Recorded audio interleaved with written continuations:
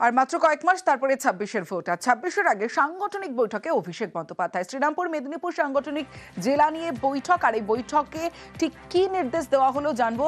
আবির ঘোষাল রয়েছে আমার সঙ্গে। আবির, দেখো, আজকে শ্রীরামপুর এবং মেদিনীপুর এই দুটি সাংগঠনিক জেলা নিয়ে তিনি বৈঠক করছেন।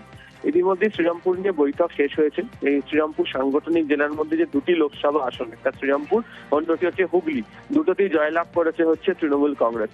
কিন্তু একই সঙ্গে জয়লাভ করার পাশাপাশি মনে করিয়ে দেওয়া হয়েছে যে এই সাংগঠনিক জেলার মধ্যে বিভিন্ন কেন্দ্রের বিভিন্ন রকমের রাজনৈতিক অঙ্ক রয়েছে এবং এক্ষেত্রে দাঁড়িয়ে যারা বিধায়করা যারা রয়েছেন তাদেরকে ওই ব্লক স্তরে কাজ করার ক্ষেত্রে নেতৃত্বের সঙ্গে কি ধরনের যোগসাজশ থেকে চলতে হবে, কোন ইস্যুকে বা প্রসঙ্গকে সামনে রেখে চলতে হবে, সেই প্রসঙ্গের কথা ওই দিনকে মনে করিয়ে দেওয়া হয়েছে।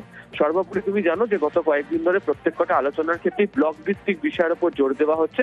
এদিনকেও সেই প্রসঙ্গের কথা নেতাদেরকে মনে করিয়ে দেওয়া হয়েছে এবং রাজ্য যে ধরনের প্রকল্পগুলোকে নিয়ে কাজ করছে এবং বিশেষ করে মানুষের কি চাহিদা এই মুহূর্তে সেটা যখন আমার সমাধানের মধ্যে দিয়ে বুঝতে পারা যাচ্ছে, সেদিকেও যেন বিধায়করা বিশেষ করে নজর দেন এবং সমস্ত স্তরের নেতারা যেন এক সূত্রে কাজ করেন, সেটাই আজকে বৈঠকের ক্ষেত্রে উল্লেখ করে দিয়েছেন তৃণমূলের শীর্ষ নেতৃত্ব। বেশ আবির। আমাদের সাংগঠনিক আলোচনা হুগলি শ্রীরামপুর সাংগঠনিক জেলা, আমরা সর্বরকম আলোচনাই হলো আমাদের শাখা সংগঠন। এরপর আমাদের পরবর্তীকালে আমাদের নেত্রী জননেত্রী মমতা বন্দ্যোপাধ্যায়, উনি ওনার ডিসিশন নেবেন।